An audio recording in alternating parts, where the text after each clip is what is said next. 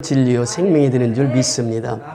부활하신 주를 찬양하고 부활하신 주님과 함께할 때 우리는 승리하는 삶을 살게 되는 것입니다. 오늘 사도 바울은 부활에 대해서 이렇게 말씀하십니다. 형제들아, 내가 너희에게 전한 복음을 너희에게 알게 하노니 이는 너희가 받은 것이요 또 그 가운데 선 것이라. 너희가 만일 내가 전한 그 말을 굳게 지키고 헛되이 믿지 아니하였으면 그로 말미암아 구원을 받으리라. 바울이 복음을 전했습니다. 이 복음을 헛되이 믿지 아니하면 구원을 받았다, 이렇게 표현합니다. 우리가 믿음 속에서 헛된 믿음이 있고 참된 믿음이 있다고 하는 것입니다. 헛된 믿음은 부활의 생명을 믿지 못하는 것이 헛된 믿음이요, 십자가를 믿지 못하는 것이 헛된 믿음입니다. 예수님을 어떻게 했습니까? 로마 군병들이 예수님을 십자가에 못 박아 죽였습니다. 그리고 예수님은 죽어서 장세를 지낸 바 되었습니다. 사흘 동안 땅속 무덤 속에 있었습니다. 그런데 사흘 후에 나흘째 예수님은 부활하셨습니다. 다시 살아나셨습니다. 이 부활입니다. 이 다시 살아난 이 생명이야말로 기독교의 핵심입니다. 물론 십자가의 죽으심도 기독교의 핵심이지만 가장 중요한 것은 뭐냐면 부활이라고 하는 것이에요. 죽어서 다시 살지 못했다고 하면 기독교는 믿음이 헛것이다, 이렇게 표현합니다. 참 믿음이 될 수 없다고 하는 것이에요. 우리 본문 12절에 들어가서 보면 그렇게 말씀하십니다. 그리스도께서 죽은 자 가운데서 다시 살아나셨다 전파되었거늘 너희 중에서 어떤 사람들은 어찌하여 죽은 자 가운데서 부활이 없다 하느냐 그래요. 어찌하여 죽은 자 가운데서 부활이 없다 하느냐 그래요. 그런데 지금도 보면요, 예수 믿는 사람이 부활을 못 믿는 사람들이 참 의외로 많습니다. 미국에서도 설문조사를 해보니까 십자가의 죽으심과 부활을 믿지 못하는 사람들이 꽤 상당한 수가 있어요. 부활을 믿지 못하면 그 믿음이 헛된 믿음이라는 것이에요. 부활을 믿어야 참된 믿음이 된다고 하는 것입니다. 어찌하여 죽은 자 가운데서 부활이 없다 하느냐 그래요. 그러면서 13절에 보니까 만일 죽은 자의 부활이 없으면 그리스도도 다시 살아나지 못하셨으리라. 그리스도께서 만일 다시 살아나지 못하셨으면 우리가 전파하는 것도 헛것이요 또 너희 믿음도 무엇이에요? 헛것이라는 거예요. 부활을 믿지 못하면 우리가 전파하는 거 헛것이에요. 전도하는 거 헛것이라는 거예요. 우리의 믿음도 헛것이에요. 헛믿음이에요. 그러니까 부활을 믿어야지 이게 참된 믿음이에요. 부활을 믿어야만이 우리는 부활의 생명으로 살아가게 되는 줄 믿습니다. 그래서 오늘 이 말씀에 보면 15절에 들어가서 보니까 또 그렇게 말씀하세요. 또 우리가 하나님의 거짓 증인으로 발견되리니 우리가 하나님의 그리스도를 다시 살리셨다고 증언하였습니다. 만일 죽은 자가 다시 살아나는 일이 없으면 하나님이 그리스도를 다시 살리지 아니하셨으리라. 그러니까 예수님을 다시 살렸으니까 예수 믿는 우리도 예수님이 살리신다는 거예요. 그러면서 만일 죽은 자가 다시 살아나는 일이 없으면 그리스도도 다시 살아나신 일이 없었을 터요. 그리스도께서 다시 살아나신 일이 없으면 너희의 믿음도 헛것이고 너희가 여전히 죄 가운데 있을 것이요. 부활을 믿지 못하면 우리는 우리의 믿음이 헛것이 되는 것이고 여전히 죄 가운데, 여전히 율법 가운데 있게 된다라고 하는 것입니다. 그러면서 18절에 보니까 또한 그리스도 안에서 잠자는 자들도 망하리니 만일 그리스도 안에서 우리가 바라는 것이 다만 이 세상 삶뿐이면 모든 사람 가운데 우리가 더욱 불쌍한 자니라.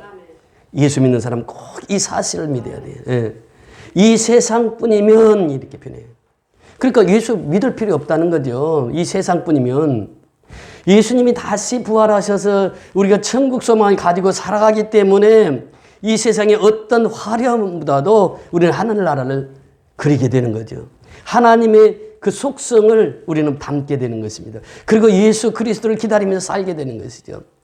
부활이 없었다고 하면은 이 세상의 삶이 허무한 삶이고 이 세상 삶으로 끝이 난다고 하면은 왜 예수를 믿어야 되느냐는 거예요. 예수님이 부활하셨기 때문에 우리는 부활의 소망을 가지고 살아간다고 하는 것입니다. 여러분 베드로 보세요. 그 베드로전서의 기록, 베드로전서 후서의 기록을 보면은 그 당시 소망이 없었습니다. 지금 우리 코로나로 인해서 참 소망이 많이 사라졌는데 우리의 이 시대하고는 근본적으로 달랐어요. 예수를 십자가에 못 박고 이제 예수님이 십자가에 죽으시고 나셔서 초대교회 성도들은 엄청 핍박을 많이 받았습니다. 그 핍박이 무엇이었습니까? 사자굴에 가서 던져서 죽기도 하고 또 원형 경기장에 끌려 나와서 사자의 밥이 되고 호랑이 밥이 되고 그러면서 이 예수 믿는 것 때문에 죽어갔어요. 또 세례받으면 물에서 올라올 때 칼로 목을 치고 이렇게 어려운 상황 속에서 그들의 소망이 어디가 있겠습니까? 전혀 이 세상에는 소망이 없어요. 그럼에도 불구하고 그들은 예수를 믿어요. 그럼에도 불구하고 그들은 주님 앞에 와서 세례받는 거예요. 그래서 그들에게는 산 소망이 있었던 것입니다. 그래서 바울은 그 산 소망을 선포해요. 이것이 바울의 베드로 전후서의 핵심이 뭐냐? 베드로전서 1장 3절에 나온 그 산 소망입니다. 산 소망은 어디에서 있다고요? 부활에만 있는 거예요. 부활의 믿음을 믿으면 산 소망이 우리에게 있게 된다고 하는 것입니다. 아무리 어렵고 힘들어도 우리는 그것을 이길 수 있는 힘을 하나님이 주시는 거예요. 왜? 산 소망이 있기 때문에 그렇습니다. 그 부활은 미래적인 것이죠. 그러니까 미래에 우리는 죽었다가 다시 살아. 그래서 이 잠자는 자들을 다시 하늘나라에서 만나게 된다고 하는 것입니다. 우리가 민영희 집사님이나 다 하늘나라에 가서 만날 수 있는 것이죠. 우리가 같이 신앙생활 하던 사람들 하늘나라에서 다 만날 수 있는 거예요. 이것이 산소망입니다. 하나님께서 이 산소망을 주셨고 그 산소망을 믿는 자들은 어떤 믿음을 가진 자들이냐. 오늘 본문 3절 4절 보세요. 고린도전서 15장 3절 4절로 넘어와서 보면요. 내가 받은 것을 먼저 너희에게 전하였노니 이는 성경대로 그리스도께서 우리 죄를 위하여 죽으시고 장사 지낸 바 되셨다가 성경대로 사흘 만에 다시 살아나서 이게 복음의 핵심입니다. 그래서 성경대로 죽으셨어요. 그리고 장사되었습니다. 근데 성경대로 다시 살아나셨어요. 이게 복음의 핵심이에요. 초대교회는 그래서 복음을 전할 때 어떻게 전했냐? 예수 죽음 내 죽음, 예수 부활 내 부활. 이것이 복음의 핵심입니다. 예수의 죽음은 내 죽음이에요. 예수 부활은 내 부활이라는 거예요. 그래서 예수 죽음과 예수 부활만 외쳤던 것이죠. 이것이 복음의 핵심이기 때문에 그래요. 성경이 우리에게 무엇을 말씀하시느냐? 예수 죽음 내 죽음이라고 하는 말씀이에요. 예수 부활 내 부활이라고 하는 거예요. 이것이 바로 성경의 핵심이에요. 예수님은 성경대로 다시 살아나셨습니다. 성경대로 죽으셨다가 장사되었다가 성경대로 다시 살아나신 분이 예수예요. 그분이 바로 예수라고 하는 거예요. 이것을 통해서 우리에게 무엇을 말씀하시느냐 하면 부활은 역사적인 사실이라는 거예요. 성경대로 이루어졌고 그뿐만 아니라 역사적인 사실이라고 하는 것입니다. 그것이 이제 5절 이하에 등장하는데 5절부터 7절까지 한번 보세요. 시작.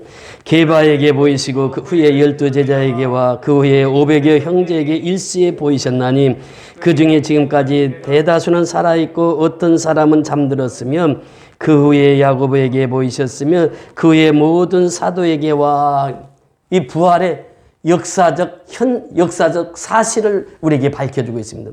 부활은 그냥 있는 게 아니라 역사적으로 부활은 확실하다고 하는 것을 증명하고 있다고 하는 것이죠. 여러분 예수님이 무덤에 있을 때 제일 먼저 무덤에 달려간 사람이 누구입니까?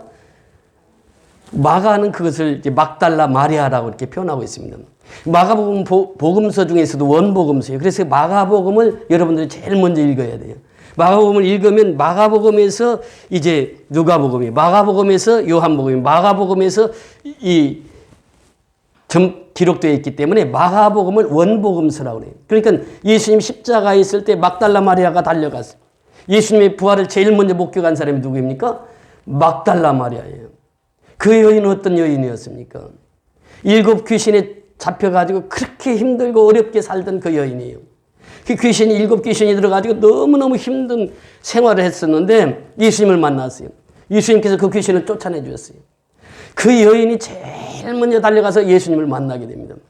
그리고 나서 오늘 이 만난 사건들을 쭉 설명을 합니다. 그 제자들과 또 이 500여 형제들에게 일시에 나타나셨단 말이에요. 예수님께서. 그들은 직접 보았어요. 예수님을. 부활하신 예수님을 직접 목격했다고 하는 것이죠. 그 역사적인 사실성이긴. 그 부활이라고 하는 것은 역사가 증명하고 있다고 하는 거죠. 그 부활하셨다고 하는 것을 부활하신 사람들에게 물어보면 정확히 한다는 거예요. 그 사람들에게 직접 예수님이 나타내 보이셨다고 하는 것입니다. 오늘날도 역시 마찬가지입니다. 부활하신 예수를 만난 사람은 이 세상을 승리하며 살아갈 수 있습니다. 부활하신 예수를 만난 사람은 이 세상에 어떤 어려움이 있어도 승리하고 나간다는 것이에요. 그래서 우리는 부활을 증거해야 돼요. 이것이 바로 오늘 본문의 말씀입니다. 자, 8절이야 11절까지 보십니다. 시작. 맨 나중에 만삭되지 못하여 난 자 같은 내게도 보이셨느니라. 나는 사도 중에 가장 작은 자라. 나는 하나님의 교회를 받게 하였으므로 사도라 칭함받기를 감당하지 못할 자니라. 그러나 내가 나된 것은 하나님의 은혜로 된 것이니 내게 주신 그의 은혜가 헛되지 아니하여 내가 모든 사도보다 더 많이 수고하였으나 내가 한 것이 아니요 오직 나와 함께 하신 하나님의 은혜로다. 그러므로 나나 그들이나 이같이 전파하며 너희도 이같이 믿었느니라. 사도 바울의 고백입니다. 부활하신 예수를 만났어요. 만나고 나니까 사도 바울이 고백하는 게 나는 만삭되지 못한 자 같은데 나는 교회를 박해했고 나는 교회를 핍박했고 나는 포행자고 나는 박해자였는데 나는 예수님 앞에 도저히 구원받을 수 없는 사람이었는데 그렇게 표현합니다. 그래서 9절에 특별히 보면 나는 사도 중에 가장 작은 자라. 이것이 사도 바울의 현실. 그 부활하신 예수를 만나고 나니까 자신을 보게 되는 거예요. 자신을. 나는 정말 작은 자다. 사도 중에 가장 작은 자예요. 성도 중에 가장 작은 자라. 나는 교회를 박해했고 나는 핍박했고 나는 포행자고 나는 박해자고 이것을 바울이 발견하게 되는 것입니다. 여러분 부활하신 주를 만난 사람은요 한결같이 이렇게 고백합니다. 나는 죄인이요. 죄인 중에 괴수요. 이렇게 고백하는 것이 바울이에요. 그러면서 그의 입에서 고백하는 것이 무엇입니까? 그러나 나의 나된 것은 누구의 은혜라고요? 하나님의 은혜예요. 그러니까 하나님의 은혜는 누구를 통해서 이루어집니까? 예수를 통해서 이루어져요. 부활하신 예수를 만나게 되면 하나님의 은혜를 받게 된다는 거예요. 하나님의 은혜, 나의 나된 것은 하나님의 은혜로다. 은혜로 된 것이 내게 주신 그 은혜가 헛되지 아니하여 내가 모든 사도보다 더 많이 수고하였으나 내가 한 것이 아니 오직 나와 함께 하신 누구의 은혜로? 하나님의 은혜로 한 거예요. 그러니까 모든 것이 하나님의 은혜입니다. 이것이 바로 부활의 주를 만난 자의 삶이에요. 그러니까 부활의 주를 만난 사람은 어떻게 살아가느냐? 하나님의 은혜로 내가 만난 예수를 증거하는 거예요. 부활하신 예수를 증거하는 거예요. 여러분 부활하신 예수를 증거한다고 하는 것은 무엇입니까? 예수님은 십자가에 못 박은 그들은 이제 예수 부활만 증거하면은 그들 갖다 또 가서 죽이고 또 그 어려움을 당합니다. 그럼에도 불구하고 부활하신 예수를 증거했습니다. 이것이 초대교회의 삶이었어요. 오늘날도 역시 마찬가지입니다. 부활하신 예수를 증거하면요. 그냥 세상 사람들이 그냥 순수하게 받아들이지 않아요. 이런 핍박이 있습니다. 고난이 있습니다. 그럼에도 불구하고 우리는 담대하게 그 부활하신 예수를 증언하게 되는 것입니다. 요한복음 11장에 보면은 나사로와 마리아와 마르다가 살고 있었습니다. 나사로는 문둥병이 들렸어요. 우리나라도 문둥병 들이면 초창기에는 저 소록도라고 하는 곳으로 다 보냈습니다. 그래서 소록도에 가면 전부 다 문둥 환자들만 살아가는 것이죠. 거기 가면은 이 문둥병에 걸면 가족과도 헤어져야 되고 동네 사람들과 같이 살지 못하고 이렇게 분리돼서 살았단 말이죠. 그러니까 문둥병자가 가장 어려운 병을 앓고 있는 자들이에요. 이렇게 마리아는 가서 돈을 벌어야 돼요. 돈을 벌어서 이렇게 가정을 살립니다. 그리고 마르다는 그 문둥병 오빠를 지키고 있었단 말이죠.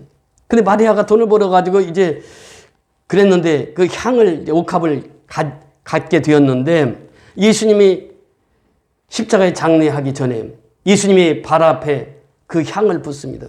머리에 향을 붓습니다. 그리고 이 머리를 씻어요. 그랬던 마리아예요. 옥합이 깬 마리아. 그 마리아하고 마르다하고 살고 있었는데 나사로가 죽었습니다. 그러니까 예수님에게 와서 얘기를 하는 거예요. 나사로가 죽었다고. 예수님 가장 친한 친구가 나사로였거든요. 죽었다는 그 소문을 듣고 가면서 얘기합니다. 야, 나사로가 잠들었다. 그러니까 예? 잠들었다고요? 그러니까 이 제자들이 그렇게 따라가면서 얘기하는 거예요. 예수님이 나사로가 잠들었대. 우리도 그 나사로 보러 가자. 그래서 이제 쭉 가는 거예요. 가서 이제 예수님이 도착했을 때는 이미 나사로가 죽은 지 얼마 됐어요? 나흘이나 됐어요. 이제 무덤에 묻혀가지고 나흘이나 됐어요. 그러니까 조문객들이 이제 오가는 것이죠. 조문객들이 이제 오가면서 참 나사로는 참 착한 사람이었는데 그렇게 이제 주고받았단 말이죠. 그때 마르다가 그런 얘기를 해요. 만일 예수님이 여기 계셨다라고 하면은 우리 오빠가 죽지 않았을 텐데요. 그러나 지금이라도 예수님이 하시면은 우리 오빠 살려낼 줄 믿습니다. 그 믿음으로 이제 나가서 얘기를 하니까 예수님께서 하시는 말씀이 뭐래요? 나사로가 살아날 것이다. 그러니까 마르다가 무슨 고백을 합니까? 예, 마지막 날엔 다 살아나죠. 마지막 날엔 다 부활하죠. 마지막 날에 우리 예수님 그 하늘나라에서 다 만나죠. 이렇게 얘기를 합니다. 그때 예수님이 하신 말씀이 있어요. 나는 부활이요 생명이요. 나를 믿는 자는 죽어도 살겠고 무릇 살아서 나를 믿는 자는 영원히 죽지 아니하리니 내가 이것을 믿느냐? 예수의 부활은 미래성이 있습니다. 예수의 부활은 역사적으로 과거성이 있어요. 예수의 부활은 여기에서 현재성을 말하고 있습니다. 현재 이 죽은 나사로가 살아난다는 거예요. 이것이 예수님이 하신 말씀이에요. 그러니까 예수 죽음, 내 죽음, 예수 부활, 내 부활이 되는 것이에요. 이 죽은 나사로를 예수님이 거기서 살리는 거예요. 막아놨던 돌을 옮기게 하고 나사로야 나오라 하니까 나사로가 수족을 동인치로 나온단 말이죠. 그러니까 예수님은 지금 그 현재의 부활성을 말씀하고 있는 거예요. 그런데 나사로가 살아났습니다. 그 뒤에 나사로가 어떻게 됐어요? 또 죽었어요. 중요한 것은 뭐냐? 지금 현재 예수님께서는 현재 우리에게 말씀하시는 것은 너희 속에 계신 예수는 어떤 예수예요? 부활하신 예수요. 살아계신 예수라고 하는 것이에요. 그러니까 우리가 신앙은요. 이 부활을 믿는다고 하는 것은 내 내면 속에 계신 예수님이 살아 계시다고 하는 거예요. 부활의 주님이라고 하는 것이에요. 그것을 지금 말씀하시고 있습니다. 저 뒤에 보면 탕자의 그림이 나오는데요. 그 말씀에 보면은 이 말씀이 납니다. 이 내 아들은 죽었다가 다시 살아났으며 내가 잃었다가 다시 얻었노라 하니 그들이 즐거워하더라. 이 말씀은요. 지금 이 육적인 죽음을 말하는 것이 아니라 영적으로 죽었다가 다시 살아났다. 내면의 내 죽음을 말하고 있습니다. 죽었다가 다시 살아났다는 거예요. 그러면서 계시록 3장 1절에 보면 4대 교회에게 주신 말씀인데 4대 교회의 사자들에게 편지하라.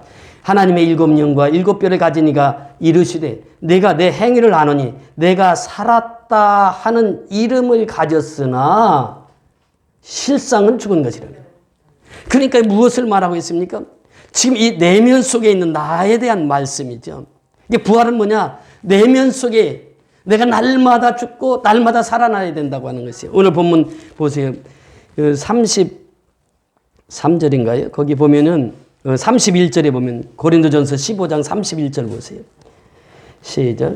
형제들아 내가 예수 그리스도 예수 우리 주 안에서 가진 바 너에게 대한 나의 자랑을 두고 단언하노니 나는 날마다 죽노라. 이 누구의 고백입니까? 사도 바울의 고백이요. 나는 날마다 죽노라고 하는 것이에요. 갈라디아서 2장 20절에 보면 내가 그리스도와 함께 십자가에 못 박혔나니 그런 적이 이제 내가 산 것이 아니요 오직 내 안에 누가 사신 거예요? 그리스도께서 사신 것이래요. 그 내가 그리스도와 함께 죽는다는 거예요. 그런데 날마다 죽는다고 하는 거예요. 무슨 말씀입니까? 이것이 바로 예수 부활, 내 부활, 예수 죽음, 내 죽음이라는 거예요. 사도 바울은 이 신앙 고백의 토대에서 살았습니다. 그 예수 죽음은 내 죽음이 되는 것이요. 예수 부활은 내 부활이 된다고 하는 것입니다. 그 말씀에 보면요. 그 35절 내려가서 보십니다. 35절 몇 절만 더 보십니다. 35절 시작.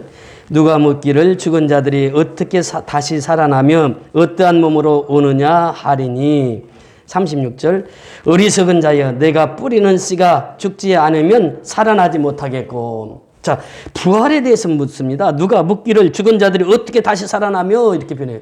아니 죽었는데 어떻게 살아났냐고요. 그러니까 이 설명을 그렇게 사도 바울이 고백하는 거예요. 어리석은 자예요.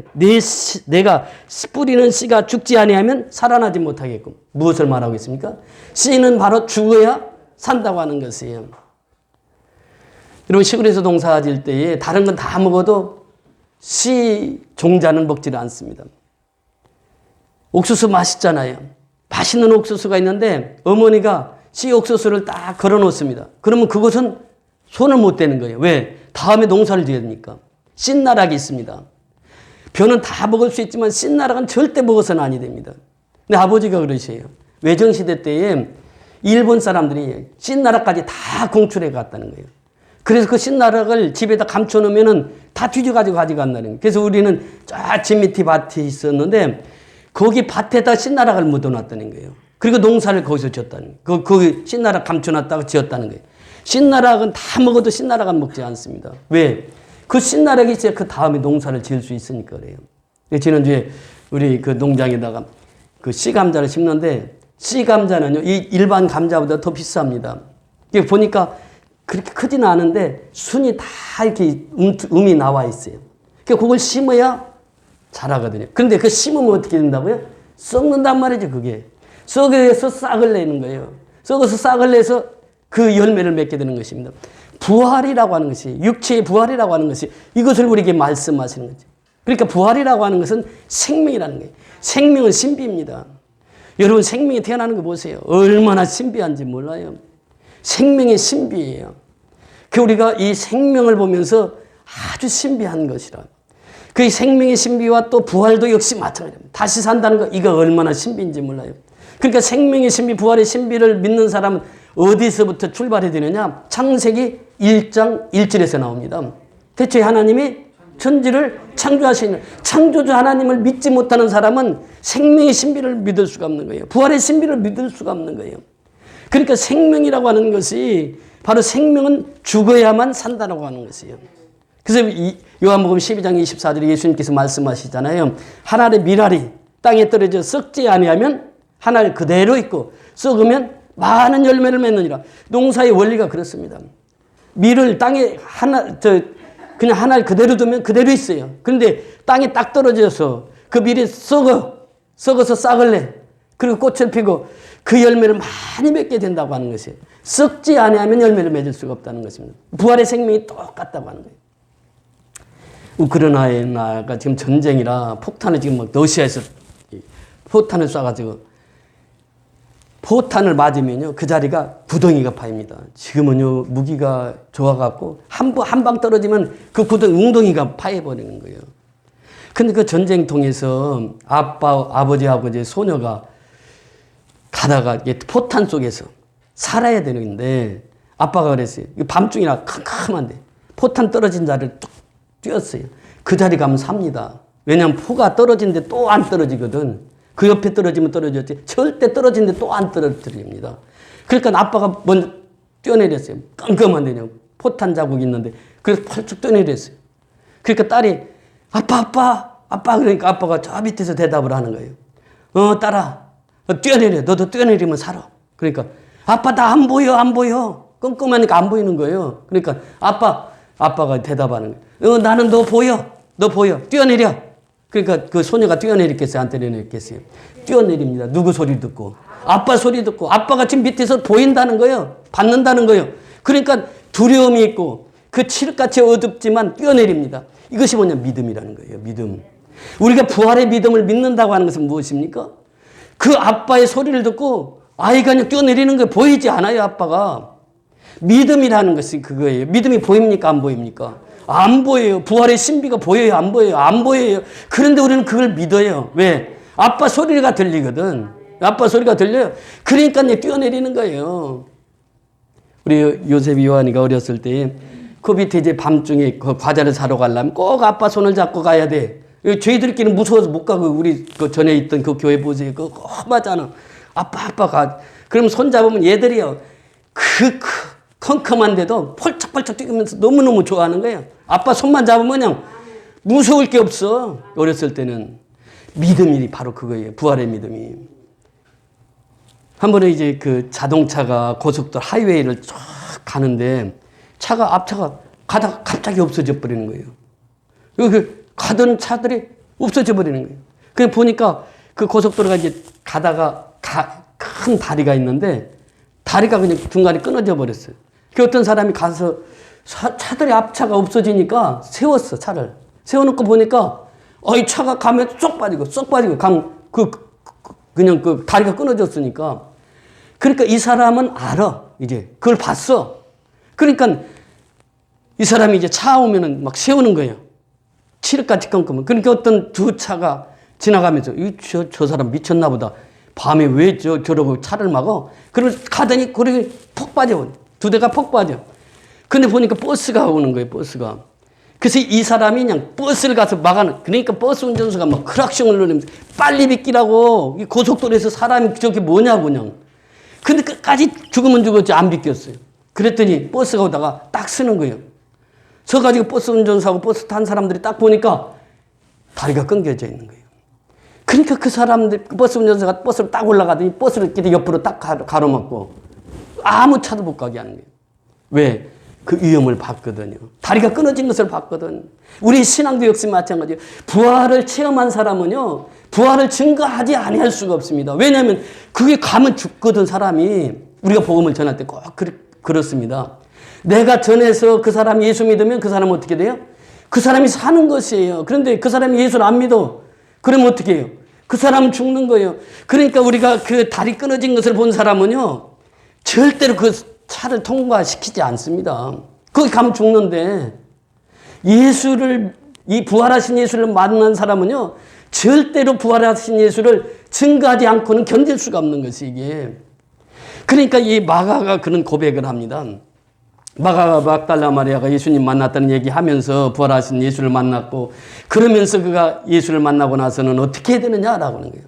너희는 온천에 다니며 만민에게 복음을 전파하라. 믿고 세례를 받는 사람은 구원을 받을 것이요, 믿지 않는 사람은 정죄를 받으리라 그래요. 그러니까 온천하에 다니면서 만민에게 이 복음을 전하라는 것이에요.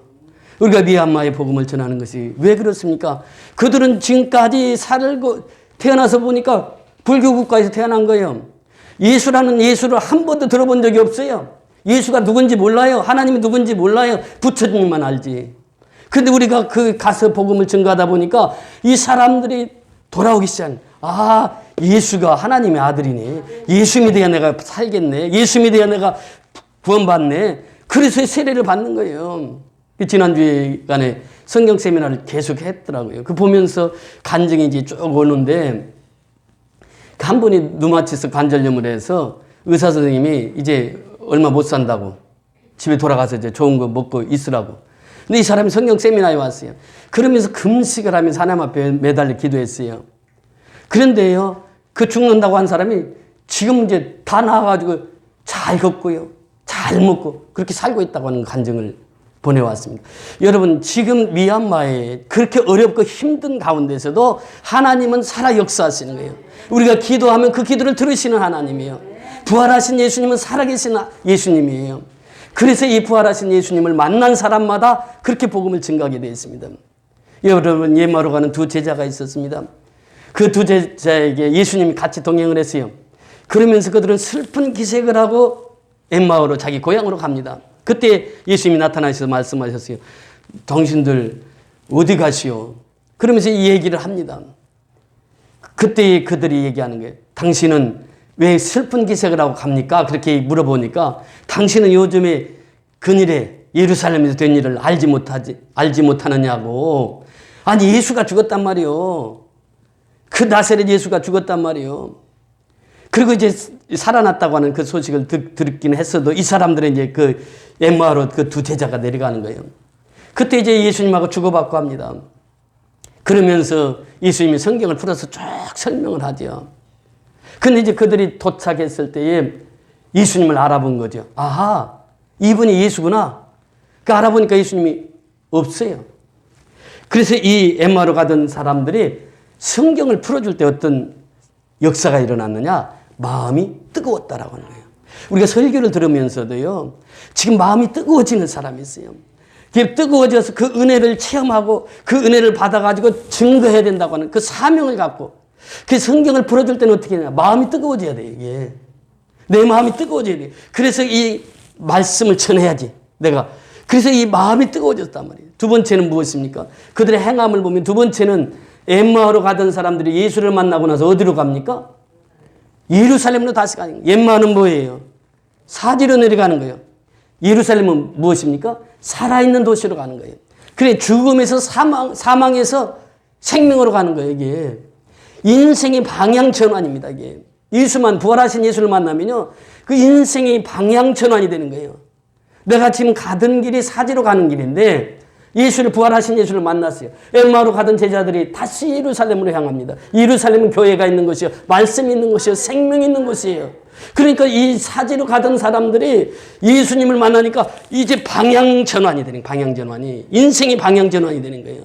내가 이거 해야지 하다가 이제 예수님이 이거 하면 좋아하실까? 예수님이 이거 하면 기뻐하실까? 이것을 보고 예수님이 원하시는 삶으로 완전히 변화되는 거예요. 그 생명의 세계로 변환이 된다고, 전환이 된다고 하는 것이에요. 그 사지로 내려가던 그들이 생명의 세계로 다시 올라오는 거예요. 이 인생의 두 번째. 세 번째는 무엇입니까? 그들이 예루살렘에 가니까 할 일이 살 일. 그게 무엇입니까? 복음 전하는 일입니다. 우리는 예수 만나면요, 부활하신 예수를 만나면 반드시 우리에게 주어진 사명이 있어요. 그게 뭐예요? 예수를 땅끝까지 전하라고 하는 것이에요. 부활하신 예수를 땅끝까지 전하라고 하는 것이에요. 이것이 우리에게 주어진 사명입니다. 그래서 오늘날 부활하신 예수를 증거하는 자는 누구냐? 엠마오로 가던 두 제자가 예수를 만나고 이제 그 마음이 뜨거워져서 그들의 삶의 방향이 전환되고, 그리고 나서 그들이 이제 해야 할 일은 뭐예요? 예루살렘에 가서 은혜 받고 이 복음을 땅끝까지 전파했다고 하는 소식입니다. 그래서 오늘 부활절 이 아침에 부활하신 예수를 만난 우리는 엠마오로 가는 두 제자처럼 이제 우리의 삶 속에서 말씀을 받을 때마다 내 마음이 뜨거워지고, 내 마음이 뜨거워지고, 그래서 이제 내가 은혜를 받고 그 다음에 내 삶, 인생의 삶을 이전표를 완전히 바꾸는 것입니다. 내 생각대로 가던 그 길에서 이제 예수님이 원하시는 곳, 예수님이 생명이 있는 곳, 예수님이 기뻐하시는 곳으로 완전히 변화되어 살아가는 거예요. 그러면서 그는 평생 동안 내가 할 일이 무엇인가를 알고 살아가는 것입니다. 여러분 그렇습니다. 예수를 믿고 하나님의 나라를 경험한 사람은요, 너희가 먹든지 마시든지 무엇을 하든지 무엇을 해요? 하나님의 영광을 위해서 합니다. 하나님의 나라를 위해서 합니다. 여러분 하나님의 나라는 먹는 것과 마시는 것에 있는 것이 아니고 성령 안에서 뭐예요? 의와 희락과 화평이라고. 그러니까 그 의와 희락과 화평이 어디에 있습니까? 내 마음속에, 내 마음속에. 예, 내 마음속에. 부활이 어디에 있다고요? 내 마음속에 있는 게 내 마음속에. 그 예수 죽음, 내 죽음, 예수 부활, 내 부활이 되는 것이에요. 그래서 우리는 이 부활의 생명으로 다 한데히 증거해서 죽어가는 생명을 살리는 일에 최선을 다하는 저와 여러분이 다 될 수 있기를 주의 이름으로 축원을 드립니다. 할렐루야, 고맙고 감사.